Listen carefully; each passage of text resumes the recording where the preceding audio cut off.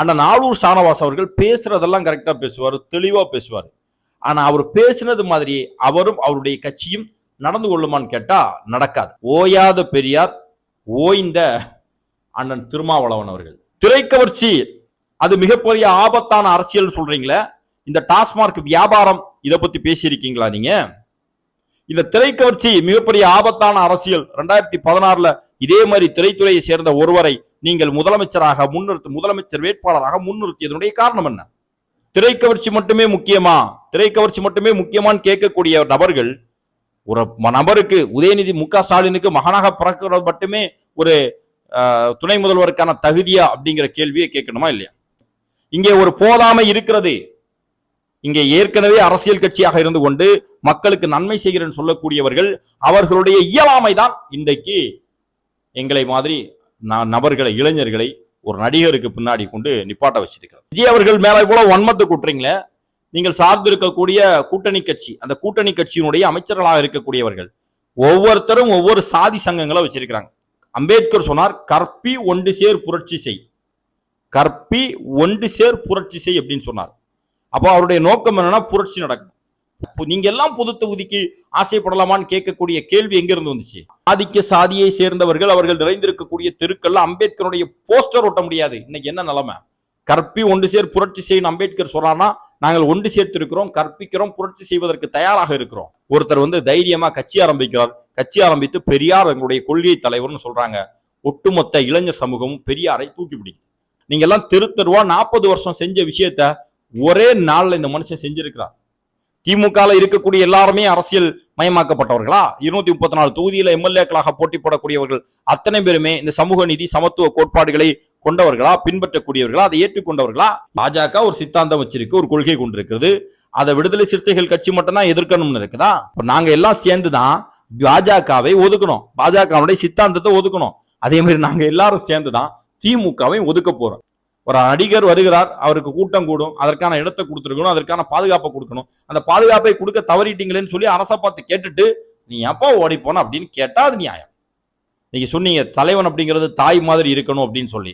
தலைவன் அப்படிங்கிறவன் தாய் மாதிரி தான் இருக்கணும். ஆனா எந்த தலைவனுமே தாயுமே தன்னுடைய பிள்ளைங்களை கொண்டு யாரோ ஒருத்தனுக்கு அடமானம் வைக்க மாட்டாங்க. எனக்கு இந்த இடத்துல வரிசையில் 5 பேர் இருக்கக்கூடிய இடத்துல திருமாவளவனுக்கான இடம் இங்க இல்ல, நீ இங்கதான் உட்காரணும்னு சொன்னா, ஆமா அங்கதான் உட்காரணும், அப்படி ஏத்துக்கிறேன் அப்படின்னு சொல்லிட்டு அங்க போய் நின்று அதை சென்றாக்கு வரான்.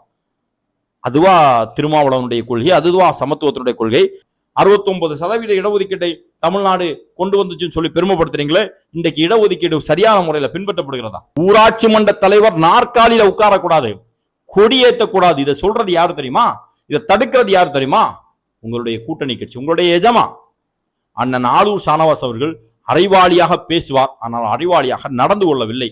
அதுதான் இங்க மிக முக்கியமான விஷயம். வெல்கம் டு வெற்றிவாக யூடியூப் சேனல். நான் உங்கள் சுல்ஃபிகர். என்னடா இது புது செட்டப்பா இருக்குது அப்படின்னு பாக்குறீங்களா? வேற ஒன்றும் செட்டப் இல்லை.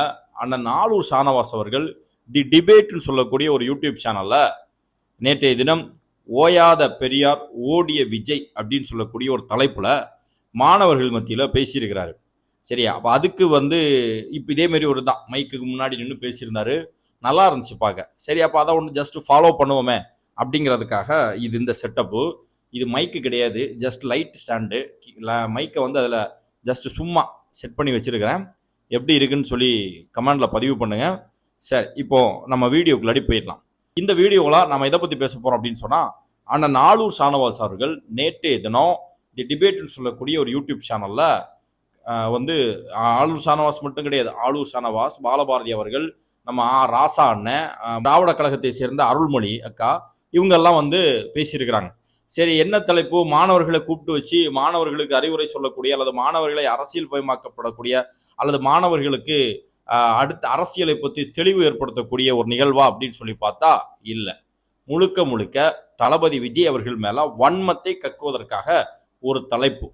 முழுக்க முழுக்க விஜய் அவர்களுடைய அரசியலை சாடுவதற்காகவே, அவருடைய அரசியலை கேவலப்படுத்துவதற்காகவே தலைப்புகள் கொடுக்கப்பட்டு இவர்கள் நின்று மாணவர்கள் மத்தியில் பேசியிருக்கிறாங்க. அந்த வீடியோவை நிறைய பேர் பார்த்துருக்கிறாங்க. பார்த்தவங்க கீழே ஆகா தெளிவான எக்ஸ்பிளனேஷன், சூப்பரான எக்ஸ்பிளனேஷன், அருமையான அரசியல் விளக்கம் இப்படின்லாம் பதில் கொடுத்துருக்காங்க. அப்படி இருக்கும்போது நம்முடைய பார்வை நாம் இதில் சொல்லணும் இல்லையா? அப்போ அதுக்கு தான் இந்த வீடியோ. இந்த வெற்றிவாக யூடியூப் சேனலை சப்ஸ்கிரைப் பண்ணாமல் பார்க்குறவங்க சப்ஸ்கிரைப் பண்ணிக்கோங்க. பெல் பட்டனை கிளிக் பண்ணி வச்சுக்கோங்க. அப்பதான் நம்ம அடுத்தடுத்து போடக்கூடிய வீடியோக்கள் உங்களுக்கு நோட்டிபிகேஷன்ல வரும். இந்த வீடியோனுடைய தலைப்பே நாம என்ன போட்டிருக்கிறோம்னா, ஓயாத பெரியார் ஓய்ந்த அண்ணன் திருமாவளவன் அவர்கள். ஆமா, விஜய் அவர்களை பத்தி அதுக்கு ஒரு அளவுகோலை செட் பண்ணி பெரியாரையும் விஜய் அவர்களையும் கம்பேர் பண்ணி நீங்க ஒரு பேச்சு பேசும்போது நிச்சயமாக பெரியார் அவர்களையும் அண்ணன் திருமாவையும் கம்பேர் பண்ணி பேசுறதுல தப்பு இல்லைன்னு நினைக்கிறேன். இந்த வீடியோவில் அதை பத்தி தான் பேச போறோம். முதல்ல பெரியார் அவர்கள், பெரியாரை பத்தி சொல்லணும்னா, பெரியார் எப்போதுமே ஆளும் அரசுக்கு அடிமையாக இருந்தது கிடையாது. பெரியாருடைய அரசியலே தான். பெரியார் ஏன் வாக்கு அரசியலை விட்டுவிட்டு இயக்க அரசியலுக்கு வந்தார்? பெரியார் ஏன் தேர்தலை புறக்கணித்தார்னு சொன்னா, தேர்தல் அல்லது வாக்கு அரசியல் வரும்போது பல விஷயங்களுக்கு அட்ஜஸ்ட் பண்ணணும், வாக்குக்காக பல விஷயங்கள் அட்ஜஸ்ட் பண்ணணும். ஆனா அவர் அட்ஜஸ்ட் பண்ணல. மக்களுக்கு எது நன்மையோ அதை நான் செய்யணும் அப்படின்னு சொன்னா சில விஷயங்கள் தடையாக இருக்கும். அதுல அந்த வாக்கு அரசியல் தடையாக இருந்துச்சு. எனக்கு எந்த தங்கு தடையும் இல்லாமல் அது யாராக இருந்தாலும் சரி, அவர் சார்ந்திருக்கக்கூடிய காங்கிரஸ் கட்சியாக இருந்தாலும் சரி அல்லது மற்ற கட்சிகளாக இருந்தாலும் சரி, அவர்கள் ஆளும் கட்சியாக இருந்தா தவறுகள் செய்தா அதை சுட்டி காட்டணும், தட்டி கேட்கணும் அப்படின்னு சொன்னா, நான் ஆட்சி அதிகாரத்திலேயோ அரசு பதவிகள்ல இருந்தா என்னால முடியாது. அதற்காகத்தான் அவரு தேர்தல் அரசியலை விட்டுவிட்டு இயக்க அரசியலுக்கு வந்தார். அது நம்முடைய பெரியார் அவர்கள். அண்ணன் திருமாவளவன் அவர்கள் விடுதலை சிறுத்தைகள் சொல்லி கட்சியை ஆரம்பிக்கும் போது முதல்ல அவரு வாக்கு அரசியல் வேண்டான்னு சொன்னவர், இயக்க அரசியல் மட்டுமே முக்கியம்னு சொன்னவர். வாக்கு தேர்தல்ல போனா நம்ம பலவீனம் அடைந்துருவோம், நம்முடைய கொள்கையிலிருந்து வெளிவந்துருவோம், நம்முடைய கோட்பாட்டுகள்ல இருந்து வெளியே வந்துருவோம் இப்படின்னு சொன்னவர் அண்ணன் திருமாவளவன் அவர்கள். ஆனா அதற்கு பிறகு அடுத்த 1-2 வருஷத்துல அண்ணன் என்ன பண்ணிட்டார்னா, நேரடியாக இயக்க அரசியல் அப்படியே வாக்கு அரசியலுக்கு மாறினார். சரி, வாக்கு அரசியல் மாறினவர் இன்னைக்கு அண்ணன் ஆரூர் ஷானவாஸ் அவர்கள் பயங்கரமா சனாதனம் கொள்கை, அவர்கள் ஒரு கோட்பாடை RSS சித்தாந்தத்தை கொண்டு வருகிறார்கள். பெரியார் அவர்கள் சுயமரியாதை சித்தாந்தத்தை கொண்டு வந்தார்கள். 100 ஆண்டுகள் இது ரெண்டும் மோதி கொண்டன. இன்னைக்கு பாத்தீங்கன்னா 2025 RSS நூற்றாண்டு விழாவை கொண்டாடுகிறது. பெரியாருடைய இயக்கம், சுயமரியாதை இயக்கம் நூற்றாண்டை கொண்டாடுது இப்படின்லாம் பேசினார் இல்லையா. அண்ணன் கட்சி ஆரம்பிச்ச உடனே திமுக கூட கூட்டணி வச்சு, பாஜகவோட கூட்டணி வச்சு தேர்தலில் போட்டிட்டார். ஆமா, கொள்கை கோட்பாடு. அப்போல்லாம் இவரு பாஜகவோட கூட்டணி வைக்கும் போது, பாஜக புனிதமான கட்சி, பாஜக சமத்துவத்தை பேணக்கூடிய கட்சி, பாஜக சமூக நீதியை பேசின கட்சி. அவங்க அன்னைக்கு கூட்டணி வைக்கும் போது இப்பதான் அது அதனுடைய கொள்கையிலிருந்து பின்வாங்கிடுச்சு. கொள்கையை பத்தி பேசக்கூடிய அண்ணன் கடந்த காலத்துல இதே பாஜகவோடு கூட்டணி வச்சிருக்கிறார். சரியா?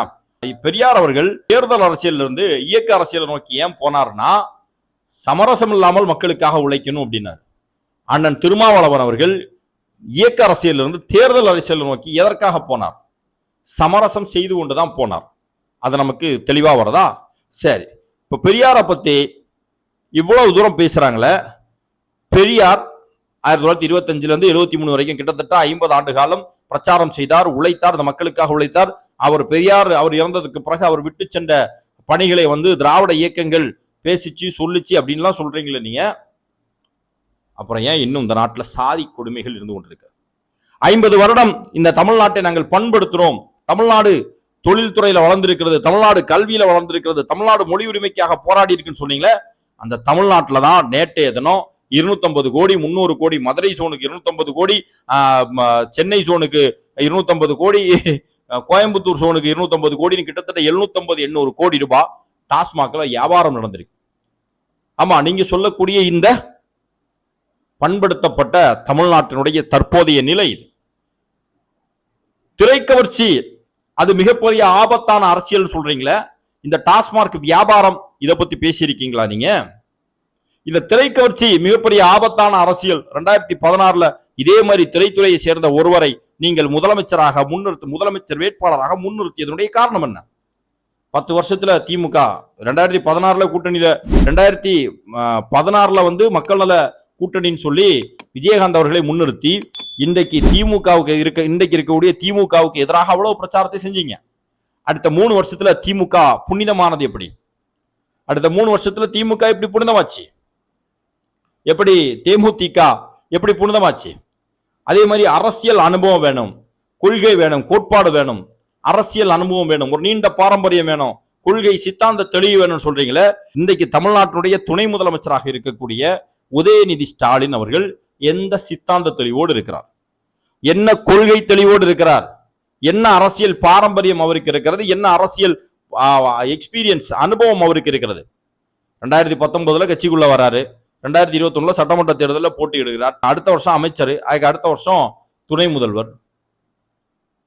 திரைக்கவர்ச்சி மட்டுமே முக்கியமா, திரைக்கவர்ச்சி மட்டுமே முக்கியமான்னு கேட்கக்கூடிய நபர்கள் ஒரு நபருக்கு, உதயநிதி மு.க. ஸ்டாலினுக்கு மகனாக பிறக்கிறது மட்டுமே ஒரு துணை முதல்வருக்கான தகுதியா அப்படிங்கிற கேள்வியை கேட்கணுமா இல்லையா? அண்ணன் ஆளூர் ஷானவாஸ் அவர்கள் தெளிவான சித்தாந்தமும் தெளிவான பார்வையும் கொண்டவர். அந்த அளவுக்கு அறிவும் அந்த அளவுக்கு தெளிவும் மக்கள் மேல அக்கறையும் இருக்கக்கூடிய ஆளூர் ஷானவாஸ் ஜஸ்ட் ஒரு எம்எல்ஏ. ஆனா உதயநிதி ஸ்டாலின் சட்டமன்றத்தில் துணை முதலமைச்சராக இருக்கிறார். இதுதான் நீங்க தமிழ்நாட்டில் இத்தனை வருடங்கள் 40 வருஷம் திருமாவளவன் அவர்களுடைய அரசியல் வாழ்க்கை. அவர் மக்களோடு மக்களாக நின்றிருக்கிறார், 40 வருஷம் நின்றிருக்கிறார். 40 வருஷமா நின்று செஞ்சது என்ன, சாதிச்சது என்ன, அதை ஒண்ணு சொல்லுங்க. இந்த ஆணவ படுகொலைகளுக்கு எதிராக அதை தடுப்பதற்கு ஒரு தனி சட்டம் வேணுங்கிறது முக்கியமான ஒரு வேண்டுகோள். அதை நிறைவேற்றுவதற்கு முடிஞ்சுதா? முடியல. வேங்கை வயல்ல நீங்க கொள்கை கோட்பாடை பத்தி பேசுறீங்க, சித்தாந்த தெளிவோடு நீங்கள் கட்சியை கட்டமைத்ததாகவும் நீங்கள் இந்த அரசை கட்டமைத்ததாகவும் சொல்றீங்க. வேங்கை வயலில் நடைபெற்ற அநியாயத்திற்கு இதுவரையிலும் தீர்வு காணப்பட்டதா? பெரியாரை முன்னிறுத்துகிறீர்களே, பெரியார் கண்ட கனவு என்ன? பெரியார் கண்ட கனவு நிறைவேற்றப்பட்டிருக்கிறதா? 50 வருஷமா அந்த மனுஷன் சாதி கொடுமைகளுக்கு எதிராக போராடினார், சாதி ஏற்றத்தாழ்வுகளுக்கு எதிராக போராடினார். அதற்கு பிறகு அடுத்த 50 வருஷம் திராவிட இயக்கங்கள் போராடி இருக்கிறது, திமுக மாதிரியான கட்சிகள் போராடி இருக்கு. இன்னும் இந்த நாட்டில் தீண்டாமை இருக்குதுன்னு சொன்னா இதற்கு காரணம் என்ன? இன்னும் இந்த நாட்டில் சாதிய வன்முறைகளும் அட்ராசிட்டியும் அடக்குமுறைகளும் நடந்து கொண்டிருக்குன்னு சொன்னா இதற்கு காரணம் என்ன? அண்ணன் ஆளூர் ஷானவாஸ் அவர்கள் ஒரு விஷயத்தை தெளிவா நீங்க பேசியிருக்கீங்க. என்ன அப்படின்னு சொன்னா, இங்கே ஒரு போதாமை இருக்கிறது, அதனாலதான் திரைக்கவர்ச்சி, திரைக்கலைஞர்கள் அரசியலுக்கு வர்றாங்க, மாணவர்கள் இளைஞர்கள் அவர் பின்னாடி போறாரு அப்படின்ட்டு. அது மட்டும்தான் நிதர்சனமான உண்மை. இங்கே ஒரு போதாமை இருக்கிறது.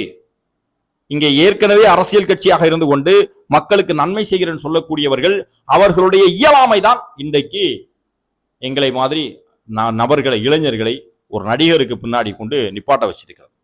ஆமா, உங்களெல்லாம் நம்பணும். நம்பினதுக்கு நீங்க எங்க கழுத்த அறுத்தீங்க. உங்களை நம்பணும். உங்க கட்சியில இருக்கிறவனுக்கு திமுக போய் இருக்க தெரியாதா? திமுக இருக்காம ஏன் விடுதலை சிறுத்தைகள் கட்சியில வந்துனா? விடுதலை சிறுத்தைகள் கட்சி எங்களுடைய உரிமைகளுக்காக போராடும், மக்களுக்காக களத்துல நிற்கும், ஆளக்கூடிய அரசாங்கம் செய்யக்கூடிய தவறுகளை தட்டி கேட்கும், இங்க இருக்கக்கூடிய சாதிய வன்முறைகள், மத வேறுபாடுகளை களையும், அதற்கு எதிராக போராடும் அப்படிங்கிறதுக்காகவே வந்துன்னா, நீங்க திமுக கூட ஒரு கூட்டணி அப்படிங்கிற பேர்ல போய் நின்று ஆளும் அரசாங்கம் செய்யக்கூடிய அத்தனை தவறுகளையும் கண்டும் காணாமலும் மூடி மறைத்திருந்தீங்கன்னா அதுதான் போதாமை. அந்த போதாமையின் காரணத்தினால்தான் நாங்கெல்லாம் இன்னைக்கு ஒரு திரை கலைஞருடைய பின்னால், அல்லது உங்க பாஷையில சொன்னா ஒரு கூத்தாடி பின்னாடி நாங்க போய் நிக்கிறோம். எங்களை அந்த கூத்தாடிக்கு பின்னாடி தள்ளினது யார்? நீங்க தான். ஏதோ இந்தி தமிழ்நாடு ஒரு மிகப்பெரிய சித்தாந்த தெளிவோடு 2024 வரையிலும் இருந்ததும், தமிழக வெற்றி கழகம் சொல்லக்கூடிய கட்சி ஆரம்பித்ததுக்கு அப்புறம் தான் இங்க சித்தாந்த தெளிவு இல்லாமல் அப்படியே எல்லாருமே மாறி போனாங்க அப்படிங்கிறது மாதிரி ஒரு வாதத்தை கட்டமைக்கிறதுக்கு நீங்க முயற்சி செய்றீங்க. அப்படிங்கிறது மாதிரி ஒரு வாதத்தை கட்டமைப்பதற்கு முயற்சி செய்றீங்க. நான் கேட்கிறேன், இத்தனை வருடம் நீங்கள் இவர்களை அரசியல் மயமாக்கி இருந்தால், இவர்களுக்கு சித்தாந்த தெளிவையும் கொள்கை தெளிவையும் நீங்க சொல்லி இருந்தீங்கன்னா, ஏன் இன்னைக்கு இன்னொரு கலைஞர், திரைக்கலைஞர், அல்லது உங்களுடைய பாஷையில சொன்னா ஒரு கூத்தாடி பின்னாடி நாங்க போறோம்? அவருடைய தேவை என்ன வரப்போகுது? அப்போ இங்க பெரியாருடைய பேரை சொல்லி, அண்ணாவுடைய பேரை சொல்லி, கொள்கைகளை சொல்லி, கோட்பாடுகளை சொல்லி, இதெல்லாம் சொல்லி அரசியல் அப்படிங்கிற பேர்ல இந்த மக்கள் சுரண்டப்படுகிறார்கள் அப்படிங்கிறத நாங்க தெளிவா புரிஞ்சிருக்கிறோம். நீங்களும் தெளிவாக புரிஞ்சிருக்கீங்க. நீங்கள் புரிந்து கொண்டதுனாலதான் 2016 தனியாக மக்கள் நல கூட்டணின்னு சொல்லி ஒண்ணு உருவாக்கி திமுகவுக்கு எதிராக ஒரு கட்டமைப்பை இங்க உருவாக்கணும். இவர்கள் 2 பேரும் கடந்த 50 வருஷமா தமிழ்நாட்டை சீரழித்திருக்கிறார்கள், தமிழ்நாட்டை ரொம்ப கெடுத்து வச்சிருக்கிறாங்க, ஊழல், லஞ்சம், லாவணியம், இதுதான் தமிழ்நாட்டில் நிறைஞ்சிருக்கு, இதை தாண்டி ஒரு அரசியலை முன்னெடுக்கணும் சொல்லி 2016 நீங்க முயற்சி பண்ணீங்க. உங்களுடைய முயற்சி வெற்றி பெறவில்லை. அதற்கு பிறகு உங்களுக்கு பசிச்சுது, உங்களுக்கும் எம்எல்ஏ ஆகணும், எம்பி ஆகணும், உங்களுடைய கட்சிக்கும் அதிகாரம் வேணும், பணம் வேணும் அப்படின்னு சொன்னா ஏதாவது ஒருத்தரை சார்ந்து இருக்க வேண்டிய தேவை உங்களுக்கு இருக்கிறது. நீங்க கொள்கையை தூக்கி ஓரமா உட்கார வச்சுக்கிட்டு ஒரு நபரை சார்ந்து இருக்கிறீங்க. அதுதான் இன்றைக்கு உங்களுக்கு இப்படி தாவேகாவை எதிர்த்து பேச வேண்டிய நிலை இருக்குது. தாவேகா எங்கேயுமே உங்களை எதிர்த்து பேசலையே. எங்கேயுமே நாம திருமாவளவன் அவர்களுடைய அரசியல் ஆபத்தானதுன்னு சொல்லலையே. நீங்க வந்து தளபதி விஜய் அவர்களுடைய அரசியல் ஆபத்தானதுன்னு சொல்ல வேண்டிய தேவை என்ன? கட்டாயம் என்ன? கட்டாயம் என்ன? கமலஹாசன் கட்சி ஆரம்பிக்கும் போது இதே தான் சொன்னீங்க. நீங்க நேற்றுக்கு பேசும்போது கூட சொன்னீங்க, நான் வல்லதும் இல்லை இடதும் இல்லை அப்படின்னு சொன்னது நீங்க கமலஹாசனை தான் சொன்னீங்க. எனக்கு புரியுது. ஏன்னா கமலஹாசன் தான் மையம் அப்படின்னு சொல்லி வந்தார். வலதுசாரியும் கிடையாது, இடதுசாரியும் கிடையாது, மையம் அப்படின்னு சொல்லி வந்தார். அவரை தான் நீங்க விமர்சனம் செஞ்சீங்க. ஆனால் நீங்கள் விமர்சனம் செய்த இவர் பாஜகவுடைய பி டீம்னு சொன்ன, அவர்களுக்கு கொள்கை கிடையாது, கோட்பாடு கிடையாது, சித்தாந்தம் கிடையாது, அவர் ஒரு ஒரு கூத்தாடி அல்லது ஒரு சினிமா நடிகர், அவருக்கு பின்னாடி இந்த இளைஞர்கள் போகிறார்கள் சொல்லி அவரை விமர்சனம் செய்த இங்க கடந்த 2021 சட்டமன்ற தேர்தலில் இன்னைக்கு பாத்தீங்கன்னா அவரோட கூட்டணி வச்சு அவர் எம்பி, ராஜ்யசபா எம்பி.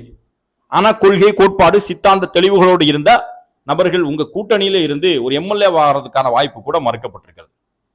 கொள்கை கோட்பாடு சித்தாந்தம் எல்லாமே நீங்க பேசுறீங்களே. திமுக கூட்டணியில ஒரு சாதி கட்சி இருக்குதா இல்லையா? அந்த சாதி கட்சி சார்பாக முதல்ல அந்த கொங்கு ஈஸ்வரனுடைய கட்சி முதல்ல 2024 பாராளுமன்ற தேர்தலில் முதலாக ஒரு வேட்பாளராக களமிறக்கப்பட்டவர் ஒரு மிகப்பெரிய சாதிய வெறியரா இல்லையா? மொத்தமாவே அந்த கட்சி அப்படிதான், அது வேற விஷயம். சாதிய வெறியரா இல்லையா? அப்ப என்ன பெரியாரை நீங்கள் முன்னிறுத்துகிறீர்கள்? என்ன கொள்கையை நீங்க முன்னிறுத்துறீங்க? அவங்களுக்காக நீங்க சாதியை தூக்கி பிடிக்கக்கூடிய அவர்களுக்காக நீங்க ஓட்டு கேட்டீங்க. சாதி மற்றவர்களை இழிவுபடுத்தக்கூடிய அவர்கள் உங்களுக்காக ஓட்டு கேட்டாங்க. தேர்தல் அரசியல், இந்த தேர்தல் அரசியல் இப்படி ஒரு அட்ஜஸ்ட்மெண்ட் வேண்டாம்னு சொல்லிதான் பெரியார் அவர்கள் தேர்தல் அரசியல் இருந்து இயக்க அரசியலை நோக்கி போனார். ஆனா இதெல்லாம் வந்தாலும் பிரச்சனை இல்லை, நான் எப்படியாவது எம்எல்ஏ ஆனா போதும், எங்க கட்சியில எம்பி ஆனா போதும் அப்படிங்கிறதுக்காக நீங்கள் தேர்தல் அரசியலை இயக்க அரசியலை விட்டு தேர்தல் அரசியலுக்கு வந்திருக்கீங்க. இதான் உண்மை, இதான் உண்மை. விஜய் அவர்கள் மேல கூட வன்மத்தை கூட்டுறீங்களே. நீங்கள் சார்ந்து இருக்கக்கூடிய கூட்டணி கட்சி, அந்த கூட்டணி கட்சியினுடைய அமைச்சர்களாக இருக்கக்கூடியவர்கள் ஒவ்வொருத்தரும் ஒவ்வொரு சாதி சங்கங்களை வச்சிருக்கிறாங்க. ஒவ்வொருத்தரும் ஒவ்வொரு சாதி சங்கங்களுடைய நிகழ்வுகளை கலந்து கொண்டு நாங்கள் ஆண்ட பரம்பரை, உங்களுடைய பூர்வீகம் என்னன்னு தெரியணும், உங்களுடைய வரலாறு என்னன்னு தெரியணும், இதெல்லாம் பத்தி பேசிட்டு இருக்காங்களே. அவர்களுக்கு எதிராக எங்கேயாவது நீங்க பேசியிருக்கீங்களா? உங்களுடைய கொள்கை தான் என்ன? உங்களுடைய சித்தாந்தம் தான் என்ன? நீங்க யாரா இந்த நாட்டில் வந்து ஆட்சி அதிகாரத்தில் கொண்டு வரணும்னு நினைக்கிறீங்க? ஒரு ஜனநாயக நாடு, ஒரு ஜனநாயக நாட்டில் இருக்கக்கூடிய ஒரு மாநிலம், இந்த மாநிலத்தை யார் ஆட்சி செய்யணும் அப்படிங்கிற பொறுப்பும் தேர்ந்தெடுக்கக்கூடிய பொறுப்பும் கடமையும் தமிழ்நாட்டில் இருக்கக்கூடிய ஒட்டுமொத்த மக்களுக்கும் இருக்கிறது. தாத்தா முதலமைச்சர், அதற்கு பிறகு மகன் முதலமைச்சர், அதற்கு பிறகு அவருடைய பேரன் இப்ப துணை முதலமைச்சர், அடுத்து அவருடைய மகனும் அடுத்து முதலமைச்சராக வருவதற்கான வாய்ப்புகள் இருக்கிறது. அதற்கான கட்டமைப்புகள் இங்கே உருவாக்கப்பட்டு கொண்டிருக்கிறது. அதை தாண்டி வேற ஒன்னையுமே சிந்திக்க முடியாத அளவுக்கு இந்த இளைஞர்களை மடைமாற்றி வைத்திருந்தது யார்? மடைமாற்றி வைத்திருந்தது யார்? திமுக நல்ல கட்சி, திமுக சிறந்த கட்சி, சமூக நீதி பேணக்கூடிய கட்சி, சமூக நீதியை போட்டக்கூடிய கட்சி, பாஜகவுக்கு நேர் எதிராக சித்தாந்தம் கொண்டிருக்கக்கூடிய கட்சி, கொள்கை கோட்பாடுகள் கொண்ட கட்சி. இன்னைக்கு அந்த கட்சி தான் நல்ல கட்சினா எதற்கு தனியாக ஒரு விடுதலை சிறுத்தைகள் கட்சி? அந்த கட்சியில போய் சேர்ந்துடலாமே. எதற்காக தனியா ஒரு கட்சி? அந்த கட்சியில போய் சேர்ந்துடலாமே. அப்ப அவங்க சரியில்லை, ஏதோ ஒரு இடத்துல சரியில்லை அப்படிங்கிறதுக்காகத்தானே நீங்களே ஒரு தனியாக ஒரு கட்சி ஆரம்பித்திருக்கீங்க. அதே மாதிரி நாங்க ஒரு கட்சி ஆரம்பிச்சிருக்கிறோம். அதுல என்ன பிரச்சனை உங்களுக்கு? அது திரை கவர்ச்சிக்கு பின்னால் இவர்கள் வருகிறார்கள் அப்படின்னு சொல்லி அம்பேத்கர் சொன்னார், கற்பி ஒன்று சேர் புரட்சி செய், கற்பி ஒன்று சேர் புரட்சி செய் அப்படின்னு சொன்னார். அப்போ அவருடைய நோக்கம் என்னன்னா புரட்சி நடக்கணும். புரட்சி நடக்கணும்னா ஒன்று சேர்க்கணும். எப்படி ஒன்று சேர்க்கிறது? கற்பித்து ஒன்று சேர்க்கணும் அப்படின்னாரு. இவர் ஒரு திரைக்கலைஞராக இருந்தார், மக்கள் மத்தியில் ஆல்ரெடி செல்வாக்கு இருக்கிறது, மக்கள் அறியப்படக்கூடிய நபராக இருந்தார், அதை தாண்டி மக்கள் விரும்பக்கூடிய நபராக இருக்கிறார். அப்ப அந்த விருப்பமாக இருக்கக்கூடிய நபர்கள் அனைவரையும் ஒன்று சேர்க்கிறார். அதற்கு பிறகு அவர்கள் கற்பிக்கப்படுகிறார்கள், அவர்கள் புரட்சி செய்வார்கள், ஒரு மாற்றத்தை உருவாக்குவார்கள். இதுதான் எங்களுடைய நம்பிக்கை. இளைஞர்கள் அரசியல் மயமாக்கப்பட வேண்டும், இளைஞர்கள் அரசியல் மயமாக்கப்பட வேண்டும். இத்தனை நாள் இளைஞர்கள் அரசியல் மயமாக்கப்படாமல் இருந்ததற்கு காரணமே நீங்க தான். இன்னைக்கு வந்து இளைஞர்கள் மத்தியில பேசுறீங்களே நீங்க, இளைஞர்கள் அரசியல் புரிந்துணர்வு வேண்டும். புரிந்துணர்வு வந்து இன்ப நிதிக்கு கழிவு விடுறதுக்கா? புரிந்துணர்வு வந்து என்ன செய்ய போறீங்க நீங்க? இத்தனை வருஷம் நீங்க என்ன புரிந்துணர்வை ஏற்படுத்தினீர்கள்? விடுதலை சிறுத்தைகள் கட்சியில எனக்கு தெரிந்து மேக்சிமம் தமிழ்நாட்டில் இளைஞர்களை கொண்டிருக்கக்கூடிய கட்சி விடுதலை சிறுத்தைகள் கட்சி, மனிதநேய மக்கள் கட்சி, நாம் தமிழர் கட்சி தான். அப்ப அந்த இளைஞர்களுக்கு என்ன வாய்ப்பை நீங்க கொடுத்தீங்க? கவுன்சிலராக கூட கொடுக்க முடியல. ஏன்னா அதற்கு கூட கூட்டணி பேரம் ஆளக்கூடிய கட்சிகள் உங்களுக்கு, திமுக கட்சி உங்களுக்கு சீட்டு கொடுக்கல. ஏன் உங்களுடைய கட்சியினுடைய துணை பொதுச் செயலாளர் கொடுத்த பேட்டி இருக்கிறது, உங்களுடைய தலைவர் கொடுத்த பேட்டி இருக்கிறது, திருமா கொடுத்த பேட்டி இருக்கிறது. என்ன பொது தொகுதியை கேட்கும்போது நீங்க எல்லாம் பொது தொகுதிக்கு ஆசைப்படலாமான்னு சொல்லி திமுக சொல்லுது. அது என்ன, நீங்க எல்லாம் பொது தொகுதிக்கு ஆசைப்படலாமான்னு கேட்கக்கூடிய கேள்வி எங்க இருந்து வந்துச்சு? இதுதான் நூற்றாண்டுகளாக பெரியாருடைய கொள்கைகள் பின்பற்றப்பட்ட மாநிலமா? இதைத்தான் நீங்கள் எடுத்த அரசியல் முன்னெடுப்பா? தமிழக வெற்றி கழகம் ஆரம்பம் செய்வதற்கு முன்பாக அம்பேத்கருடைய போஸ்டர்கள், அம்பேத்கருடைய புகைப்படங்கள் ஆதிக்க சாதியை நிறைந்திருக்கக்கூடியவர்களுடைய தெருக்கள்ல ஒட்ட முடியாது. ஆதிக்க சாதியை சேர்ந்தவர்கள் அவர்கள் நிறைந்திருக்கக்கூடிய தெருக்கள்ல அம்பேத்கருடைய போஸ்டர் ஒட்ட முடியாது. இன்னைக்கு என்ன நிலைமை? இளைஞர்களை நீங்க அரசியல் மயமாக்கப்படுத்துறோம்னு சொல்றீங்க, நாங்க அரசியல் மயப்படுத்திட்டு இருக்கிறோம். கற்பி ஒன்று சேர் புரட்சி செய்யும் அம்பேத்கர் சொல்றான்னா நாங்கள் ஒன்று சேர்த்து இருக்கிறோம், கற்பிக்கிறோம், புரட்சி செய்வதற்கு தயாராக இருக்கிறோம். இது ஒரு நாள் வரையிலும் அரசியலா அது நமக்கு என்ன தேவை இருக்கு? பெரியாரா, அவரை பத்தி நம்ம எங்க படிக்கணும்? நாம் தமிழர் கட்சியும் பாஜகவும் பெரியாருக்கு எதிராக ஒரு சித்தாந்தத்தை, ஒரு கொள்கையை தமிழ்நாட்டில் தொடர்ந்து கட்டமைத்து வந்தார்கள். பல பேர் அதை நம்பிட்டு இருந்தான்.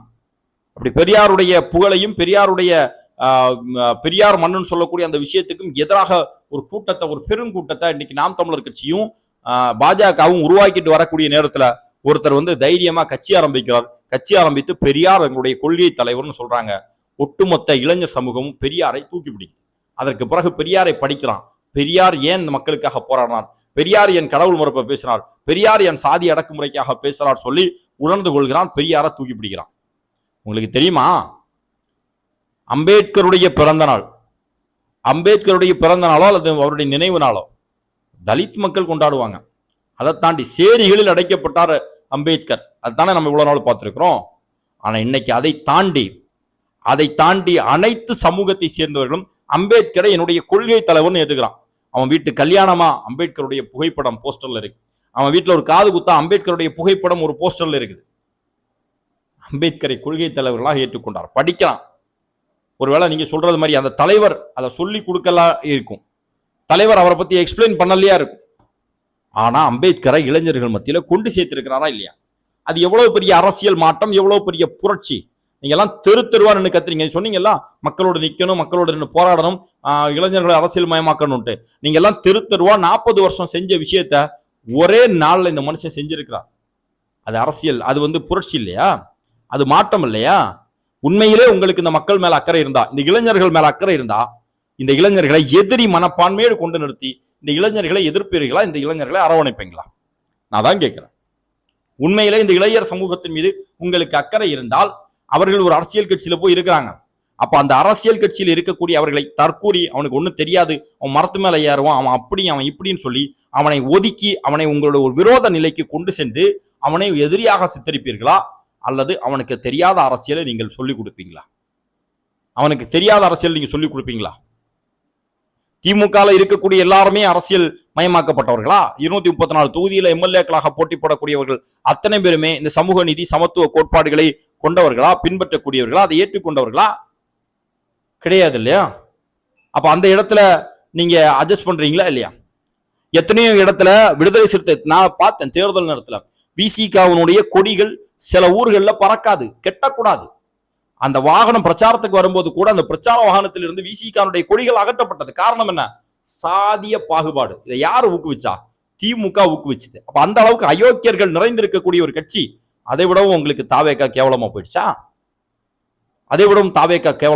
உங்களுக்கு நீங்க அதை தூக்கி பிடிச்சிட்டு நீங்க தாவேக்காவை விமர்சனம் செய்யுங்க. ஆனா அதே நேரத்தில் திமுக இருக்கக்கூடிய அந்த தவறுகளை நீங்கள் விமர்சனம் செய்தீங்கன்னு சொன்னா உங்களுடைய அரசியல் தெளிவான அரசியல், உங்களுடைய அரசியல் நடுநிலையான அரசியல், நீங்கள் ஒரு தெளிவான பார்வை கொண்டிருக்கிறீர்கள், நாங்க ஏத்துக்கலாம். ஆனா இந்த மாதிரி அயோக்கியத்தனம், ஊழல் செய்யக்கூடியவன், ஆத்து மணலை திருடக்கூடியவன், கஞ்சா விற்கக்கூடியவன், இப்படி எவ்வளவு அயோக்கியத்தனம் செய்யக்கூடியவன் அத்தனை பேருமே திமுக இருக்கிறான். அதையெல்லாம் கண்டும் காணாமலும் இருந்து கொண்டு நீங்க இன்னொருத்தனை பார்த்து கை நீட்டி நீ கெட்டவன், நீ உனக்கு அரசியல் தெரியல, நீ தற்கூரி அப்படின்னு சொல்றீங்கன்னா உங்களுடைய அரசியல் எவ்வளவு மோசமா இருக்கிறது. இந்த அரசியலை தான் நீங்க கட்டமைக்கிறீங்க. இப்படிப்பட்ட மோசமான அரசியலை கட்டமைக்கிறது தான் தமிழ்நாட்டில் போதாமைன்னு நீங்க சொன்னீங்களே, அந்த போதாமையினுடைய காரணமே இதான். நீங்க எல்லாம் கொஞ்சம் தெளிவாக, தேர்தல் வரும், தேர்தல் நேரத்தில் கூட்டணி வேற, ஆனாலும் அரசு செய்யக்கூடிய தவறுகளை நான் தட்டி கேட்பேன்னு நீங்க சொல்லியிருந்தீங்கன்னு சொன்னா ஏன் இப்படி ஒரு தனி கட்சி வரப்போகுது? நம்ம ஒருத்தர் கட்சி ஆரம்பிக்க மாட்டாரா, மக்களுக்கு ஏதாவது நன்மை செஞ்சிட மாட்டாரமா அப்படின்னு நம்ம யோசிக்கணும். அவர் நன்மை செய்கிறார், நன்மை செய்யல ரெண்டாவது விஷயம். அவருக்கு சித்தாந்த தெளிவு இருக்கு, சித்தாந்த பார்வை இருக்கிறது, அவர் கரூர்ல நடந்த விஷயங்கள்ல நின்னாரு போயிட்டாரு, அதெல்லாம் ரெண்டாவது விஷயம். தமிழ்நாட்டினுடைய அரசியல் சூழல் நம்ம எல்லாருமே எதிர்பார்த்தது மாதிரி இருக்குதா? இல்ல. ஆனா கடைசியில நீங்க உங்களுடைய நோக்கத்தை தெளிவா குறிப்பிட்டிருந்தீங்க. அங்கதான் ஆலூர் ஷானவாஸ் அவர்கள் வெளிப்பட்டார்கள். அதுல கடைசியில் அவர் என்ன சொல்றாருன்னா, இங்க ஒரு பக்கத்துல பாஜக ஒரு சித்தாந்தத்தோடு இருக்கிறது, ஒரு கொள்கையோடு இருக்கிறது, ஒரு கோட்பாட்டோடு இருக்கிறது. அதற்கு நேரெதிராக நாம நின்று அரசியல் செஞ்சுட்டு இருக்கிறோம். அதுக்கு இடையில வந்து ஆட்டையை கழிச்சு விட்டுட்டு போயிட்டா ஏன் இடையில? பாஜக ஒரு சித்தாந்தம் வச்சிருக்கு, ஒரு கொள்கை கொண்டு இருக்கிறது. அதை விடுதலை சிறுத்தைகள் கட்சி மட்டும்தான் எதிர்க்கணும்னு இருக்குதா? அல்லது திமுக மட்டும்தான் எதிர்க்கணும்னு இருக்குதா? ஏன் தாவேக்கா எதிர்க்காதா? தாவேக்கா எதிர்க்காதா? தமிழக நீங்க ஜல்லிக்கட்டு போராட்டத்தை பத்தி சொன்னீங்க. தமிழ்நாடு எவ்வளவோ விஷயங்களுக்கு வந்து முன்மாதிரியாக இருந்திருக்கிறது. ஒன்றிய அரசை வந்து எத்தனை விஷயங்களை எதிர்த்து இருக்கிறது, இந்து திணிப்பை எதிர்த்து இருக்கிறது, இதெல்லாம் சொன்னீங்க இல்லையா? இதெல்லாம் மற்றவர்களுடைய பங்கு கிடையாதா? விசிகாவுடைய பங்கு மட்டும்தான் இருக்குதா? திமுக கட்சியினுடைய பங்கு மட்டும்தான் இருக்குதா? பொதுமக்களுடைய பங்கு கிடையாதா? சாதாரண தமிழ்நாடுன்னு சொல்றீங்களே, தமிழ்நாடு யார்? உங்களுக்கு எதிராக இருக்கிறது தமிழ்நாடு. பாஜகவை மோடியை வந்து குஜராத் மாடல்னு சொல்லி ஒட்டுமொத்த இந்தியாவுக்கும் கொண்டு போகும்போது தமிழ்நாடு அதை புறக்கணித்ததுன்னு சொல்றீங்களே. தமிழ்நாடு அப்படிங்கிறது என்ன? தமிழ்நாடு மேப்பா? தமிழ்நாடு மக்கள் தானே. அப்ப அந்த தமிழ்நாடு மக்கள்ல நாங்கள் சேர மாட்டோமா? எங்களுடைய பெற்றோர்கள் சேர மாட்டாங்களா? எங்க கூட கட்சியில் இருக்கிறவன் சேர மாட்டானா? நாங்க எல்லாம் சேர்ந்துதான் பாஜகவை ஒதுக்கணும், பாஜகவுடைய சித்தாந்தத்தை ஒதுக்கணும். அதே மாதிரி நாங்க எல்லாரும் சேர்ந்துதான் திமுகவை ஒதுக்க போறோம். இந்த புரிதல் அண்ணனுக்கு வேணும், இந்த புரிதல் அண்ணனுக்கு வேணும். அதற்காக தான் இந்த வீடியோ. இல்லாம நமக்கு பர்சனலா எந்த வெஞ்சன்ஸும் கிடையாது. சரியா? மற்ற மாதிரி உங்களுடைய கோட்பாடுகள்லாம் நிறைய விஷயங்கள் நீங்க பேசுனதெல்லாம் நான் ஏற்றுக்கிறேன். அதே மாதிரி கரூர் விஷயத்துல அவர் ஓடி போயிட்டார் அப்படிங்கிறீங்க. அந்த மக்களுக்கு பாதுகாப்பு கொடுப்பதற்கான அடிப்படை விஷயங்கள் வந்து அங்க ஆளக்கூடிய அரசாங்கம் கொடுக்கல. அதையும் கேட்கணுமா இல்லையா? ஒரு நடிகர் வருகிறார், அவருக்கு கூட்டம் கூடும், அதற்கான இடத்தை கொடுத்துருக்கணும், அதற்கான பாதுகாப்பை கொடுக்கணும். அந்த பாதுகாப்பை கொடுக்க தவறிட்டீங்களேன்னு சொல்லி அரசை பார்த்து கேட்டுட்டு நீ எப்போ ஓடி போன அப்படின்னு கேட்டா அது நியாயம். நீ எப்போ ஓடி போறான்னு கேட்டா அது நியாயம். ஆனா அதை பார்த்து கேட்கவே மாட்டேன், அதை விமர்சனம் பண்ணவே மாட்டேன், இந்த ஒரு பக்கம் மட்டுமே நான் குற்றத்தையும் குறையும் சொல்லிக்கொண்டே இருப்பேன்னு சொன்னா அதற்கு பேர் என்ன? அதற்கு பேர் என்ன? நல்லது கெட்டது, சரி தப்பு, இதை பிரித்தறிந்து மக்களுக்கு கொண்டு போறவன் தான் சிறந்த தலைவனாக இருப்பான். நீங்க சொன்னீங்க தலைவன் அப்படிங்கிறது தாய் மாதிரி இருக்கணும் அப்படின்னு சொல்லி. தலைவன் அப்படிங்கிறவன் தாய் மாதிரி தான் இருக்கணும். ஆனா எந்த தலைவனுமே தாயுமே தன்னுடைய பிள்ளைங்களை கொண்டு யாரோ ஒருத்தனுக்கு அடமானம் வைக்க மாட்டாங்க. தன்னுடைய பிள்ளையை கொண்டு எவனோ ஒருத்தனுக்காக வேலை செய்ய வைக்க மாட்டாங்க. சரியா? ஆனால் திருமாவளவன் அவர்கள் தன்னுடைய தொண்டர்களை கொண்டு திமுகவிடம் அடமானம் வைக்கிறார். தன்னுடைய தொண்டர்களை கொண்டு திமுகவுக்கு அடிமை வேலை செய்ய வைக்கிறார். வெண் சாமரம் வீசுறாரு. ஒரு இடத்துல பேசுறாரு, திருமாவளவன்லாம் ஏன் எனக்கு பிடிச்சிருந்துச்சுன்னா அவரு அடங்க மறு அத்து மீறினார். உன்னை ஒருத்தன் அடக்குனானா அடங்காத, உன்னை ஒருத்தன் இதுதான் உன்னுடைய லிமிட்னு சொன்னானா நிக்காத, அத்து மீறு அப்படிங்கறது அதனுடைய அர்த்தம் நான் நினைச்சுக்கிட்டு இருந்தேன். அதனால எனக்கு பிடிச்சது. இப்ப அண்ணன் என்ன சொல்றாருன்னா, எனக்கு காலேஜ் என்னை வந்து ஒதுக்கிட்டாங்க அப்படிங்கிறாங்க, எனக்கு வந்து ஒரு சேரை போட்டாங்க ஒதுக்கிட்டாங்க அப்படிங்கிறாங்க.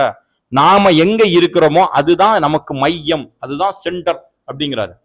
அப்போ அடிமைத்தனத்தை ஏற்றுக்கொள்கிறார். உனக்கு இந்த இடத்துல வரிசையில் 5 பேர் இருக்கக்கூடிய இடத்துல திருமாவளவனுக்கான இடம் இங்க இல்ல, நீ இங்கதான் உட்காரணும்னு சொன்னா ஆமா அங்கதான் உட்காரணும், அப்படி ஏத்துக்கிறேன் அப்படின்னு சொல்லிட்டு அங்க போய் நின்றா அதை சென்டராக்கு வரான். அதுவா திருமாவளவனுடைய கொள்கை, அதுவா சமத்துவத்தினுடைய கொள்கை. 5 பேர், நீங்க 4 பேர் இங்க இருக்கிறீங்களா, நான் 5ஆவதா இங்க நான் இருக்கிறது எதை தடுக்குது? ஏன் நான் இங்க இருக்க கூடாது? உனக்கு இங்க இருக்கும்போது அந்த உரிமை இருக்குன்னு சொன்னா எனக்கு ஏன் இல்லை அப்படின்னு சொல்லி எதிர்த்து கேள்வி கேட்கறது தான் சமூக நீதி. அந்த சமூக நீதியை விட்டு கொடுக்குறீங்க. எதுக்காகனா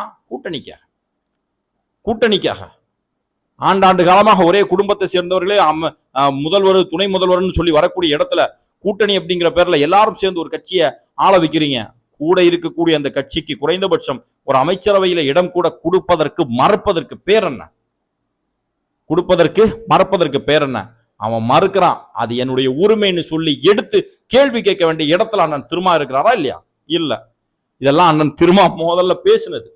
ஆட்சியில பங்கு, அதிகாரத்துல பங்கு, அதிகாரம் தான் வலிமையானது. நீங்க கேட்க சொல்றீங்க இல்லையா, நீங்க இப்ப கூட்டணியில இருக்கிறீங்க, நீங்க சட்டமன்ற உறுப்பினராக இருக்கிறீங்க அப்படின்ட்டு. என்னத்தை சாதிச்சீங்க?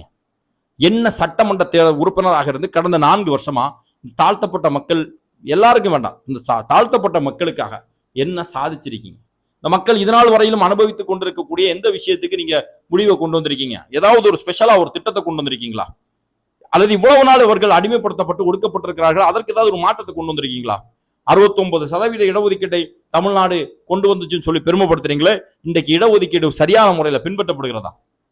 அரசு பணியே இல்லை. அரசு பணி கொடுத்தா தானே இடஒதுக்கீடு இருக்கும். பிரைவேட் செக்டார்ல இடஒதுக்கீடு இல்லை, அரசு துறையில தான் இடஒதுக்கீடு இருக்கு. அரசு பணிகளே இல்லை அப்படின்னா, அரசு பணி இல்லைன்னா இடஒதுக்கீடு இருந்து என்ன பிரயோஜனம்? பள்ளிக்கூடம், அரசு பள்ளிக்கூடம், அரசு கல்லூரி அதிகமா இருந்துச்சு சொன்னா மாணவர்களுக்கு, தலித்துகளுக்கும், தாழ்த்தப்பட்டவர்களுக்கும், பிற்படுத்தப்பட்டவர்களுக்கும், பிற்படுத்தப்பட்ட முஸ்லிம்களுக்கும் இடஒதுக்கீடு அடிப்படையில் இடம் கிடைக்கும். இன்னைக்கு அது இல்லையே, எல்லாமே பிரைவேட் மயமாயிட்டு. இப்ப பிரைவேட்ல இடஒதுக்கீடு கிடையாது அப்படின்னு சொன்னா அந்த இடஒதுக்கீட்டினுடைய நோக்கம் என்ன? இல்லாம போச்சே. அதை பத்தி கேள்வி எழுக்கிறதுக்கு, பேசுறதுக்கு உங்களுக்கு இது இருக்குதா?